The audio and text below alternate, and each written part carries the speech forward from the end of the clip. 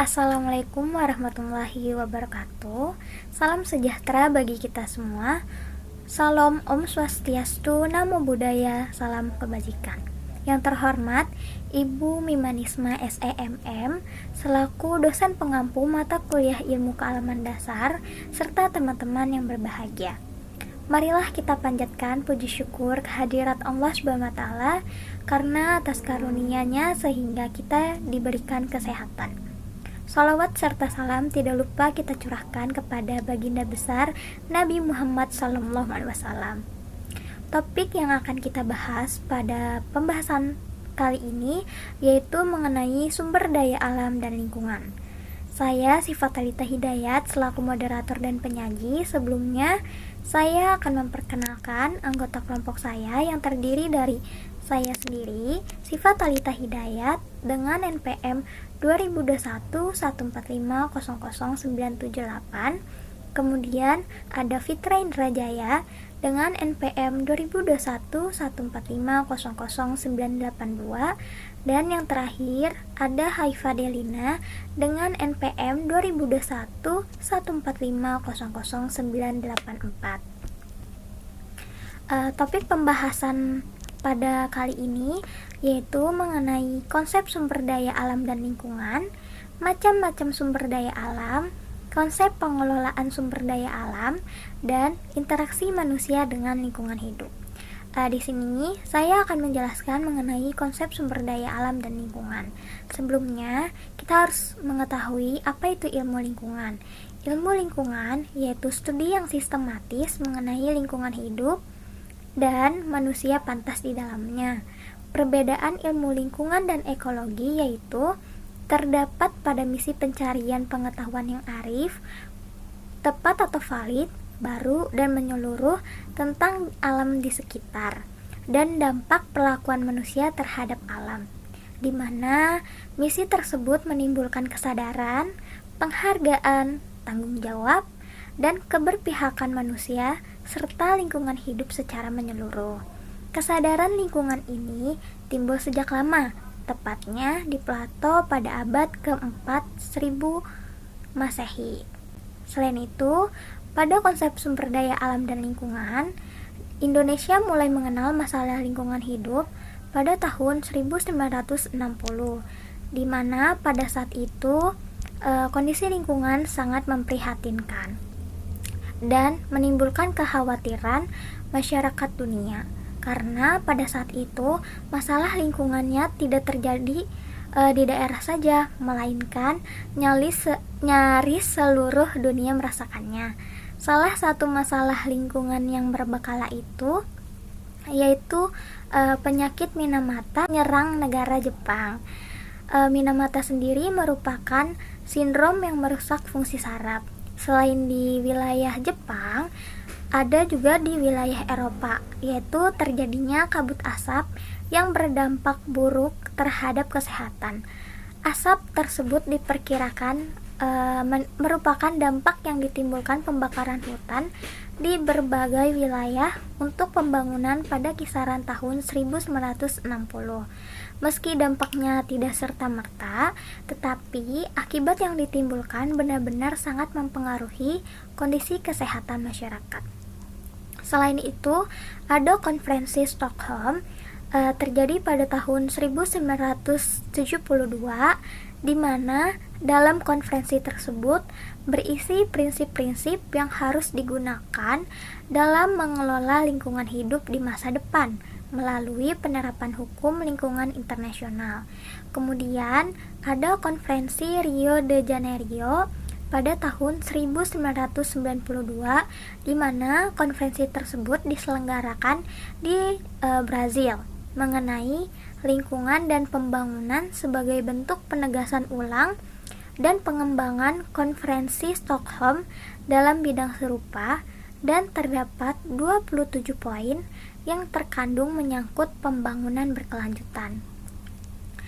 Kemudian ada konferensi Johannesburg yang terjadi pada tahun 2002, di mana konferensi tingkat tinggi yang pernah diselenggarakan oleh masyarakat dunia atau World Summit on Sustainable Development WSSD yang dilaksanakan di Johannesburg, Afrika Selatan mengenai program aksi tentang pelaksanaan Agenda 21 10 tahun mendatang yang dituangkan dalam rencana implementasi atau Johannesburg Plan of Implementation. Secara umum, konferensi tersebut berisikan kesepakatan internasional tentang upaya yang harus dilakukan berdasar prinsip Common but Differentiated Responsibility yang terdiri dari 11 bab. Kemudian ada deklarasi politik yang dimana deklarasi tersebut bersama-sama antara pemimpin negara dan pemerintah-pemerintah yang berisikan tantangan dan komitmen dunia internasional dalam menjalankan pembangunan berkelanjutan. Dan yang terakhir, ada Konferensi Perubahan Iklim PBB 2007, diselenggarakannya di Bali International Convention Center, tepatnya di Hotel The Westin Resort Nusa Dua Bali, yaitu untuk membahas dampak pemanasan global. Pertemuan ini merupakan pertemuan lanjutan untuk mendiskusikan persiapan negara-negara di dunia untuk mengurangi efek gas rumah kaca setelah protokol Kyoto kadaluarsa pada tahun 2011. Kemudian, dalam konferensi tersebut, ilmu lingkungannya dilakukan dengan pendekatan homeostatis, energi, kapasitas, simbiosis, dan model. Selain itu, terdapat klasifikasi sumber daya alam dan lingkungan, di mana menurut Undang-Undang Dasar Nomor 23 Tahun 1997 tentang pengelolaan lingkungan hidup, batasan dari ekosistem adalah tatanan unsur lingkungan hidup yang merupakan kesatuan utuh menyeluruh dan saling mempengaruhi dalam bentuk keseimbangan, stabilitas, dan produktivitas lingkungan hidup. Fungsi ekosistem sendiri yaitu berfungsi untuk aliran energi ke dalam ekosistem dan terjadi daur materi dalam ekosistem. Kemudian, dalam klasifikasi sumber daya alam dan lingkungan, terdapat sumber energi. Sumber energinya dibagi menjadi dua. Yang pertama ada non-renewable dan yang kedua ada renewable. Nah, di non-renewable ini terdiri dari fosil dan nuklir, dan di renewable terdiri dari tenaga angin, air, dan matahari. Kemudian selanjutnya ada komunitas yang akan dibahas lebih lanjut oleh Haifa Delina. Waktu dan tempat saya persilahkan. Baik, terima kasih kepada moderator. Selanjutnya saya akan membacakan materi tentang komunitas. Komunitas, populasi manusia salah satu komponen ekosistem.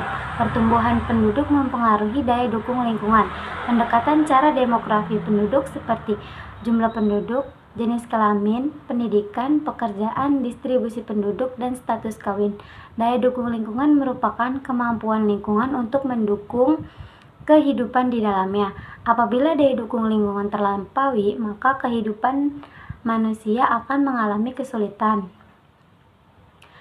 Selanjutnya, lingkungan hidup buatan. Manusia perlu tempat bernaung seperti pemukiman.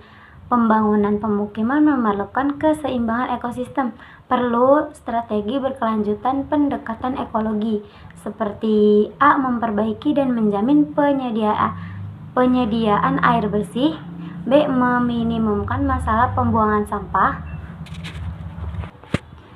C. Mengurangi perubahan lahan subur untuk pertanian menjadi lahan pemukiman dan membantu produktivitas lahan.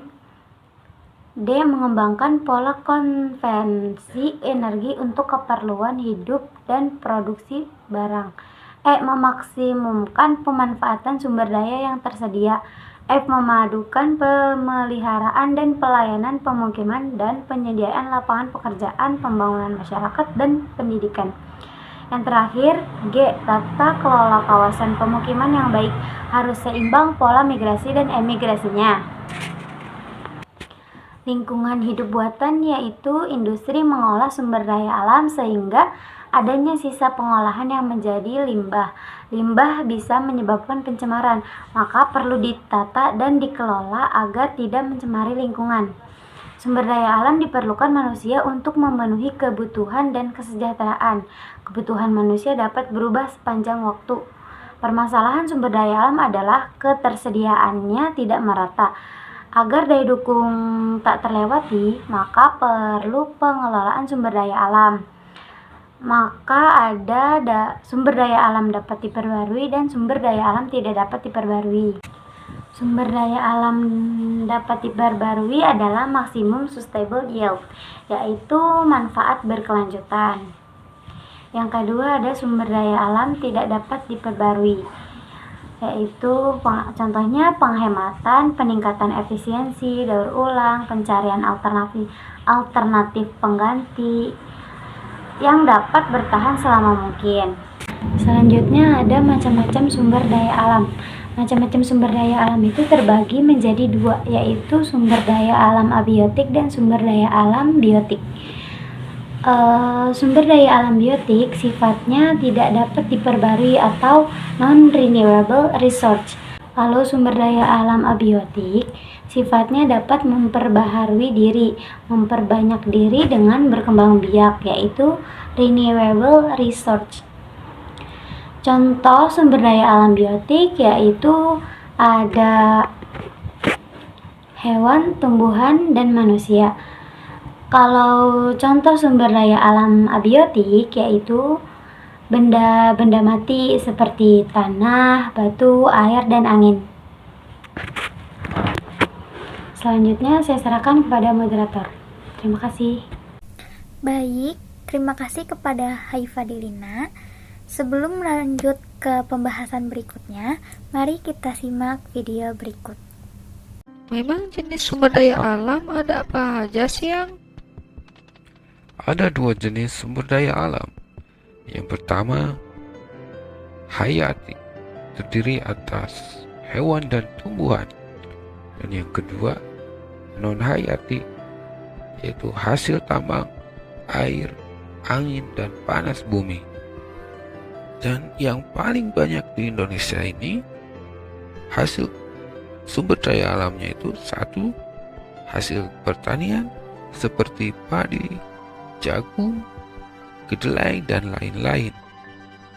Yang kedua, hasil perkebunan seperti karet, tembakau, minyak sawit, tebu, dan lain-lain. Dan yang ketiga ini, hasil produksi pertambangan. Lebih banyak lagi jenisnya. Ada bensin, minyak tanah, solar, oli, vaselin, parafin, aspal, dan aftur, bahan bakar pesawat terbang. Selanjutnya, pembahasan mengenai konsep pengelolaan sumber daya alam akan dibahas lebih lanjut oleh Fitra Indrajaya. Waktu dan tempat saya persilahkan. Ya, terima kasih kepada Sipa. Dan selanjutnya saya akan menjelaskan tentang konsep pengelolaan sumber daya alam.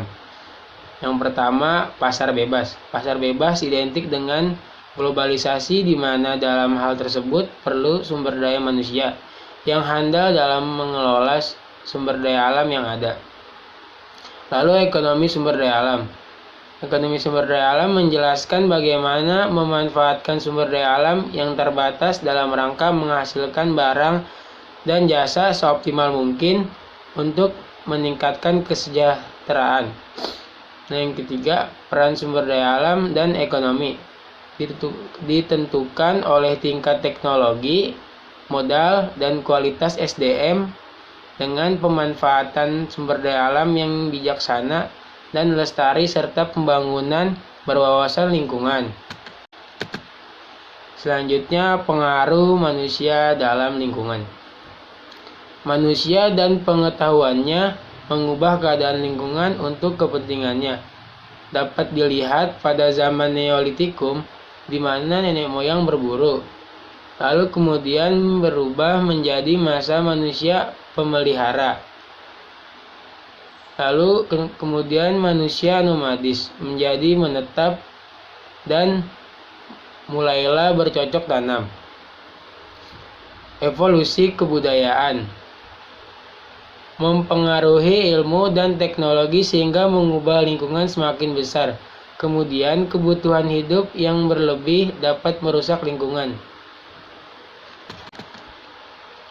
Lalu, lingkungan hidup yang idaman. Yang pertama, tentunya setiap makhluk hidup ingin tempat hidup aman dan menyenangkan. Jika ekosistem semakin stabil, maka makhluk hidup semakin beragam. Yang kedua, hutan stabilitas tinggi. Hutan stabilitas tinggi tak mampu memberi daya dukung, yaitu pemanfaatan abiotik dan biotik tinggi kepada manusia. Yang ketiga, perencanaan suatu lingkungan hidup tidak akan berjalan kalau jumlah penduduk sudah banyak sehingga merusak estetika lingkungan hidup. Yang keempat, semakin banyak kendaraan, maka udara kotor dan perlu taman suasana seperti evergreen dan jalur hijau atau kawasan yang lebih khusus lagi untuk menyimpan keindahan flora dan fauna. Diperlukan taman nasional. Yang terakhir, permasalahan lingkungan hidup. Permasalahan lingkungan hidup dibagi menjadi dua, yaitu yang pertama, lingkungan hidup global. Terdiri dari pertumbuhan penduduk, penggunaan sumber daya alam yang tidak merata, perubahan cuaca global, dan penurunan keragaman hayati. Yang kedua, lingkungan hidup sektoral. Terjadi pada tingkat ekosistem, yaitu kawasan pertanian, hutan, pesisir pantai, dan perkotaan. Ya, terima kasih. Saya kembalikan kepada moderator.